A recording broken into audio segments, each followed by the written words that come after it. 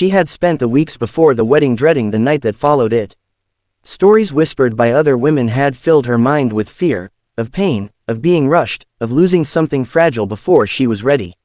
She barely slept the night before the ceremony, staring at the ceiling of her childhood room and wondering how a single sunset could divide her life so completely into before and after. The cowboy she was to marry did not match the fears she carried.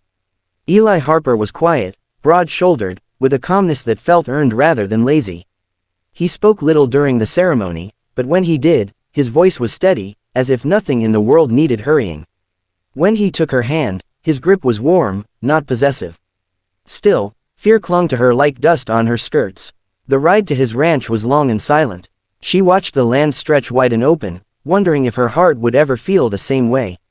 When they arrived, dusk had settled in soft golds and blues. Eli helped her down from the wagon, careful, as though she might break if handled too quickly. That gentleness only made her chest tighten more. Inside the house, everything was simple, clean, orderly. A fire crackled low, casting shadows that moved slowly along the walls. He showed her where water was kept, where she could place her things. Then he hesitated, one hand resting on the back of a chair. "You must be tired," he said. "I'll put fresh wood on the fire." She nodded, surprised he hadn't mentioned anything else. Supper was quiet, but not uncomfortable. He asked if she liked the food, if the ride had been too much. Ordinary questions, safe ones. With every passing moment, her fear shifted, not gone, but confused. When the time finally came to retire, her heart hammered so loudly she was sure he could hear it. The bedroom was modest, the bed neatly made. She stood near the door, hands clasped, bracing herself. Eli noticed. Of course he did. "You don't have to be afraid," he said gently.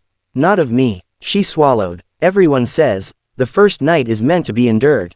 He shook his head slowly. "No night should be endured. Not between people meant to share their lives." He sat on the edge of the bed, leaving space, not closing the distance. "If all you want tonight is rest, that's what we'll have. I can sleep by the fire. Or on the floor. Or not at all." Her eyes burned. No one had ever offered her a choice before, not so plainly. "I don't want you to leave," she whispered, surprising herself. "I just don't know how to stop being afraid." Eli looked at her then, really looked, and his expression softened. "Then we'll take it slow. As slow as you need.